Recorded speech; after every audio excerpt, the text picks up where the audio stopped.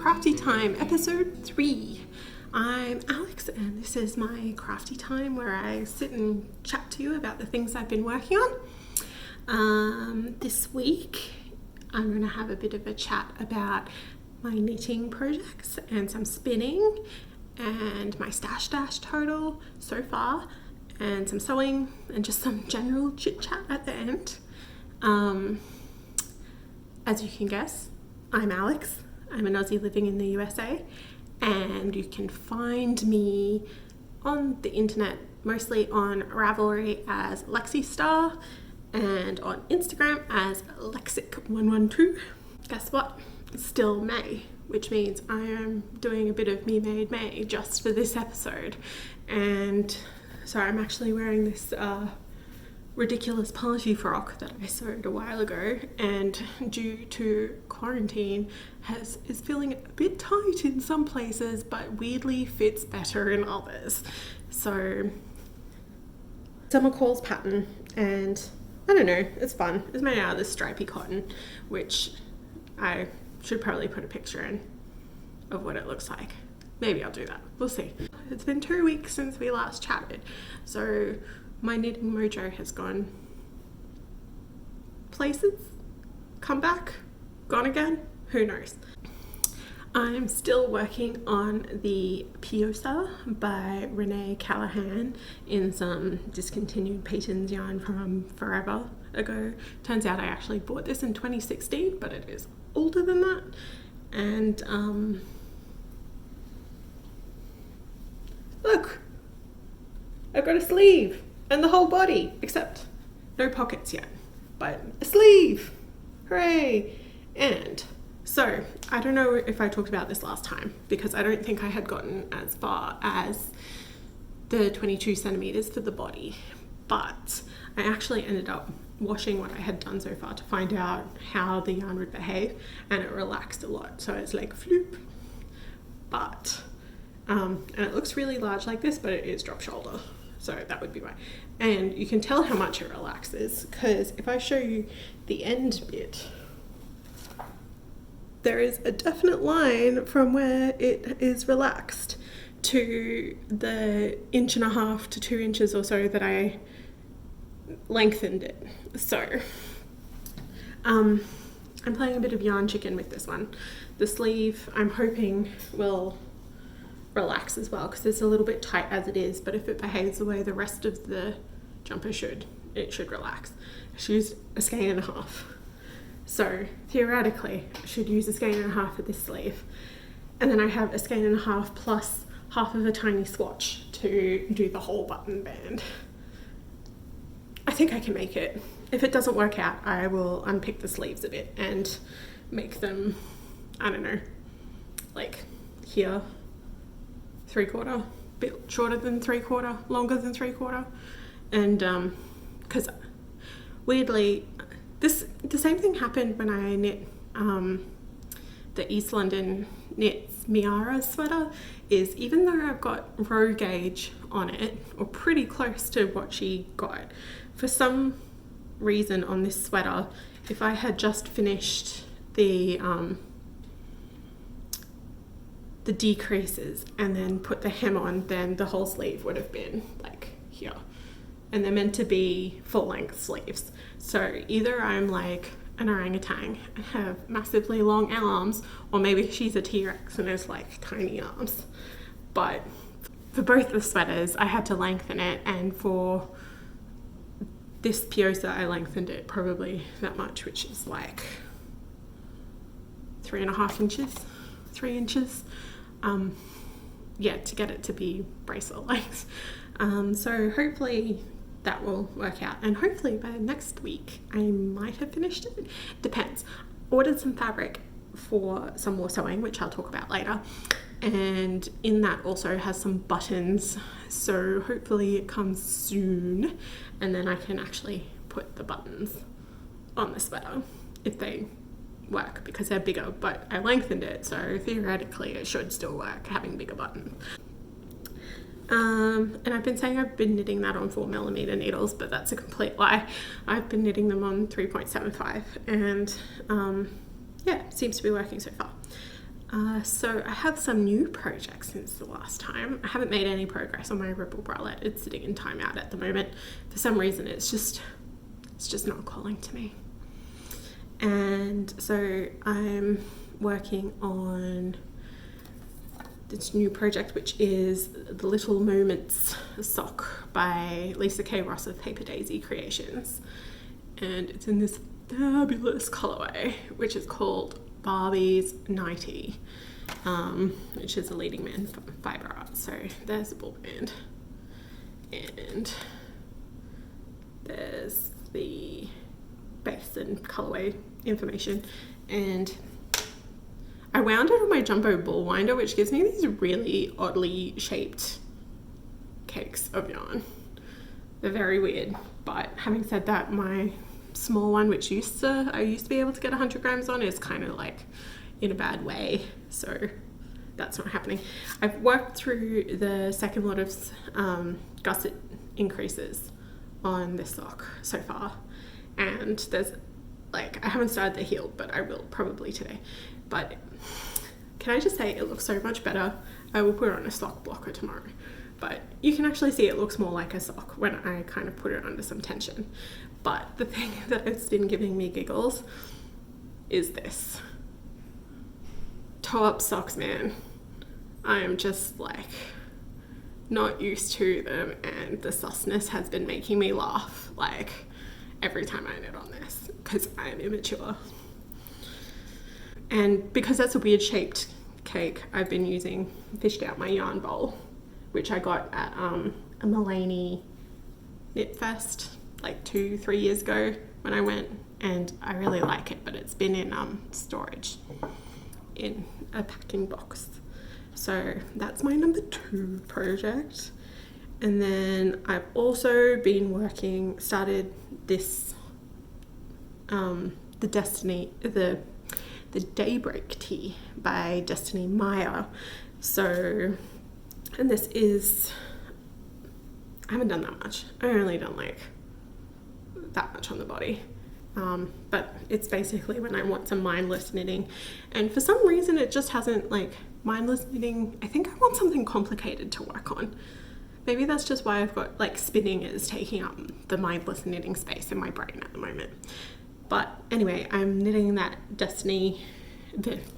maybe I should just call it the Destiny Tea, the Daybreak Tea in Kubu, which is a cotton and rayon blend from Lion Brand in the color Silver. And so this pattern, it's a free pattern, and it's on a blog, which is a little bit annoying, but we'll see how it goes. There's a couple of reasons why. I didn't gauge swatch, so I'm guessing. The pattern that I picked, a bust size that seemed reasonable, that had like not too much ease. But having said that, recently remeasured my bust. I think it might be too small, but if so, I'll just give it away. I mean, no big loss. But yeah, so no gauge swatch. I might be bigger. I'm expecting it to grow a fair bit though, because that is basically what bamboo does, and cotton. But having said that, her suggested needle size was like 4.5 millimeter, and if I had used this yarn with that like gauge, it would firstly be see-through, secondly like grow even more because it doesn't have like the tension of the fabric to kind of hold it in place a little bit. It might be a present for someone who wants it and is willing to pay shipping to get it to them, or come visit me. It's a roll the dice kind of project. I'm still working on my Vivid blanket. I haven't done any more squares, and we'll talk about that in a minute, but I did block the ones that I've done. So this is the Shetland one. Oh, it smells so nice. A little bit sheepy, but also like the wool wash I use, which is the Novita wool wash, and it just smells so good. So that's the Shetland, which I think like with blocking, these both look so much better. It's just general lace rules though. And that's the Jacob, Although looking at it, it looks like I might have made a mistake. Maybe not. It doesn't matter anyway, I don't really care. So that looks smart. Even though it's fuzzy and you still can't really see the holes too much where the lace is because of how fuzzy the yarn is, it looks so much better than it did. So there's those two. And that gives me a nice segue into spinning. So last we spoke, I was doing some spindle spinning using some Corriedale from Hip Strings in the colour Warm Woolen Mittens. I have finished that yarn. So it's a 2-ply. I didn't do any purposeful management of the colours. I just kind of spun it on the spindle and then plied it on my wheel. It's kind of not catching the colours properly, although that's pretty close. So it's mixed overall to like this yellowy, bluey, greeny colour, and I really like it. So I got 62 meters of this 2-ply in spindle spinning, and it's like roughly 30 grams. So it feels really nice. It's like quite soft, and like I didn't spin it too tightly, so it's got some like nice drape to it in the skein, but it's not completely floppy. I probably could have used a little bit tighter ply twist because there is some areas where it looks a bit underplied. And I think this is probably about, there's thick and thin in some places, so I think it would probably even out to be about a DK. But I'm very happy with that, and I'm going to start another one of the sampler pack I got on one of my spindles shortly. So there's that guy. Then I've been spinning a lot, so much. So then I finished the Gotland that I was spinning on the spindle. I also plied this on the wheel, and I'm just so fascinated how these different wools work up, because seriously, look at this guy. There's like 50 grams in this skein too. So this is the smallest skein, and it's not as much of a sad frown. It's like a perturbed face, whereas this is a full-on like frowny face, or like a Fu Manchu mustache. So hello. I think I'm in a weird mood today. So it's so hairy too. Like you can see it's got a bit of a halo. There we go. And it's not rough. It's just, it kind of I've got a skein of llama, and it's kind of got the same kind of feel where it's like kind of heavy and dense and floppy.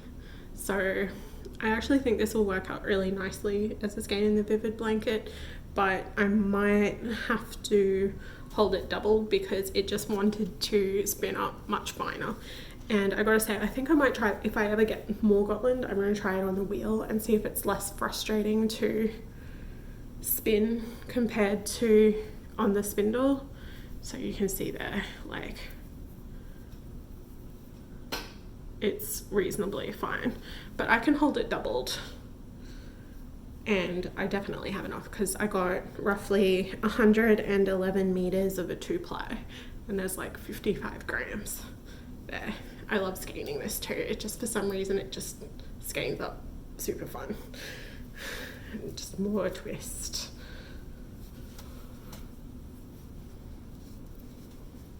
There we go.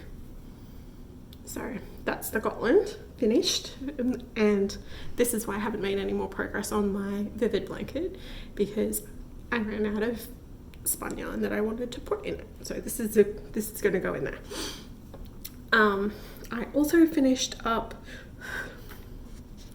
the last of my Clun Forest for the Shave 'em to Save 'em. So I put aside like roughly 20-25 grams to make a 2-ply to put into the Vivid blanket as well. So the other skein I did was a 3-ply, and this is a 2-ply. And you can see, look at this, stretchy, so stretchy. And it's like only slightly frowny face. exactly the same thing happened with the 2-ply as with the 3-ply of the Clean Forest. Is it shrunk so much, like 18% in length I lost. So you can see this is a little sample scan of the Clean Forest that I did previously, and this was on 1 yard niddy noddy, but this was on the 2 yard niddy noddy, and you can see like the Gotland did not shrink, but this guy definitely did. And they were put on the same niddy noddy, and you can see the difference. So if you're spinning some Clean Forest, get more than you think you need lengthwise, because it shrinks, which means it's really stretchy, springy yarn. So this also spun up finer than I intended to, although a bit inconsistent. So it's like thick enough in some places, but I would say on average it's not thick enough. I got 82 meters of a 2-ply, about 20 something grams. So between these two, even if I hold this doubled, and that's 82 meters after I calculated how much it shrunk. So if I hold it doubled, it should work for the blanket. So that's going in the Vivid blanket. So spins in progress. I have been working on the Jacob some more. So I'd been vacillating as to whether or not I'd spin the whole pound or just spin enough, like the 4 ounces for the shaving to save it. Well, I spun all the singles of the pound. So there we go. It's more consistent than I thought it would be. So that's going to, I'm going to apply that because I want all my bobbins back to start a new project. Again, the spinning mojo is it's just going at the moment, which is good because it's dash dash. I've also been working on this on my Nano, which it's so cute. And they just started the Kickstarter for the 6.0, which is bigger and has bigger capacity bobbins. And I kind of want it, but I also don't need it, so I'm not going to get it. So this is just some Rollags I got like 3 years ago, and they've been sitting vacuum packed, so they're kind of sad, and it takes a little bit of drafting, but I think that's also the silk in it. And you can see, there we go. It's like got so much stellina in parts of it, it's just full sparkles. And yeah, I'm just spinning them up as they come. I've got like 4 of these, I think, and so that's my Nano project. And then I'll probably ply them on the Kiwi as well, just because the bobbins have a bit more capacity. As I mentioned, I'm participating in Stash Dash, and for those of you who don't know what that is, it's a competition against yourself to see how much stash you can use during the summer in America. And it's run by Laura of the Knit Girls, and it runs May 22nd to August 20 something or other. And so far I've got 432 meters, because spinning is the way to get your meters up. I haven't calculated as to how far I think I can go. This year I think I'm just gonna chill a bit and, you know, keep track of it and then declare closer to August rather than now. But once I spin up all of this Jacob, I should probably be like, you know, getting up there, definitely over 1,000 meters. So the finish lines they have like a 1 kilometer, 3 kilometer, 5 kilometer, 7.5, 10, 15. So yeah, it's just against yourself. It'd be good. I mean, the PR sub will count, the socks will count, and yeah, so even just with whatever I've got going at the moment and the Jacob spin, I reckon I can probably get about 5k at least. But we'll see. So, as an extra interlude today, I'm going to talk about some sewing that I've done. I started off because the hubby was bugging me to make some more masks. I had only made 1 each, and because it's just like a general courtesy to others, and you know, I don't want to be that jerk. I made another one each, and I'll probably make another one. I just need to get some more thicker bias binding, because making bias binding for masks is just not worth it. So I'm not going to show you them. They're just the basic pleated guys. And I feel extra morally awesome because I'm actually recycling them out of some of his old business shirts that actually work really well because they're a pretty tight weave. Yeah, but the main project that I am working on at the moment is a summer shift dress. So I'm using this pattern and I'm making this version because I love me some shift dresses. It has pockets, which makes it even better. But like most of the McCall's patterns, which really I should have known better. I've sewn things before, like this dress, so I definitely should have known better.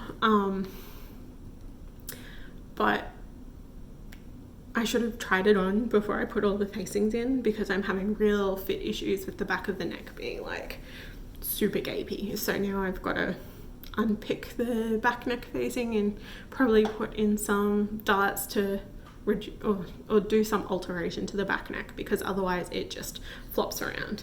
And because it's misleadingly low in the front, in fact, I think if I make this again, I'm going to trace out, instead of this neckline, I'm going to trace out this neckline, but I don't like the high-low hem, but that's more of a scoop, whereas the top one is a V.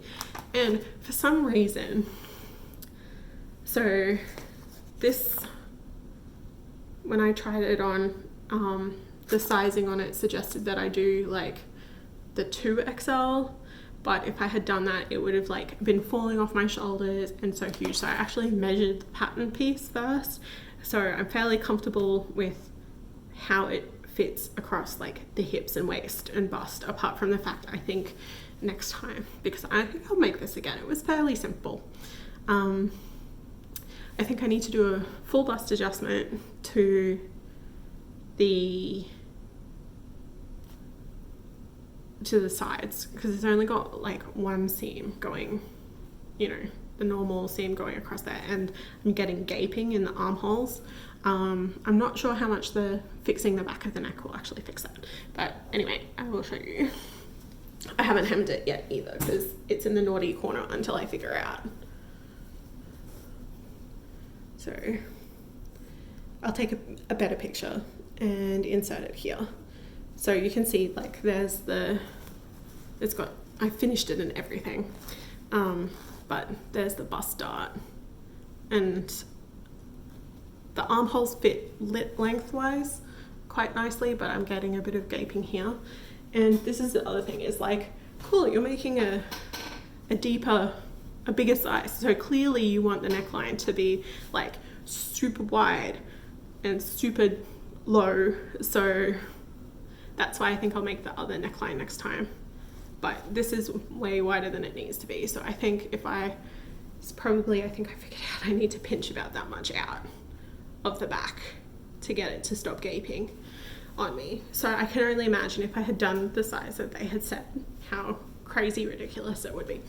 And this is some mystery fabric that I got in an El Cheapo bundle through this website. I was just kind of seeing how it was. This is before I moved some of my stash from Australia to here, and I'm pretty sure it's linen, and you can see it's got this border print on it, which I think is quite fun, and once I hem it I think it'll be quite cute and work fairly well on me. But yeah, in the naughty corner at the moment until I figure out some of those fit issues. From that, and getting so frustrated by how much the back neck gapes, I thought, well, you know, I've got on Blueprint their bodice sloper class, so I might get my husband to redo all of my measurements and then I'll work on that. So we got the measurements done. I haven't made like the moulage or anything, and probably worthwhile actually getting him to do them because they've changed a bit since the last time I've done it. Which is good information to have. However, very frustrated with the way she suggests taking those measurements on that class, because Like, how many people are going to actually use Crafty or Blueprint for, you know, making sewing patterns or whatever for other people? I think most of the people that would be using that would be targeting it how to fit things properly to themselves. And she just talks about industry standards because it's the, you know, the way to learn or whatever. But as a more plus size person, the industry standards are garbage. And I think most people, you know, why would you say do the industry standard when you could like actually get it so it fits your own body and proportions? So for instance, she's like, put the elastic around your waist 1/4 inch above your belly button, and that's where the waistline is. If I did that, it would be making everything sit at a super uncomfortable place because that's like the widest part of my belly. So that's one thing. I don't find that very comfortable or flattering.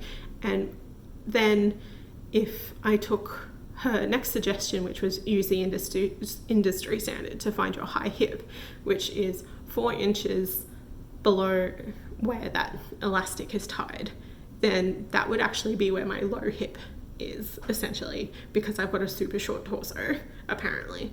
So really, to make the other measurements work, I put the waistline where my natural waist feels like it is, and then everything else kind of measured out a bit better.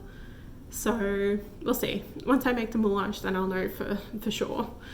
But I got very cross because I feel like her suggestions were more suited to like a size 8 or something that, you know, has a very specific like column shape. So I got a bit annoyed with that, and we'll see. I've tried making a sloper before, so at least I have that kind of research still in the back of my mind that I had done, and I'll do some more and we'll see how it goes. But yeah, and then hopefully I can actually do that, and then I can put the sloper on patterns and just see, because if I always have to adjust the back of things to like get rid of the gape at the back of the neck, then the sloper will show me that, and it's like an easy way to alter patterns before I like sew on the facings like a dummy. Yeah, so that's about all I have to say, apart from I've got some new specs and I quite like them, and I really like being able to see properly, which is super exciting. And I can't believe I waited this long to get new ones. And yeah, just to close, I will say that I am looking forward to going for some nighttime walks and getting to know the neighborhood that we've moved to a little bit better. We went for a walk last night and found a community garden that was only a few blocks away, and they had this like gorgeous growth of wildflowers that just, it made me so happy. And so many roses are out right now, which just, I love it so much. There was like one final poppy as well, which, I don't know, this is little things like that that just make me so happy. But see you until next time. Bye.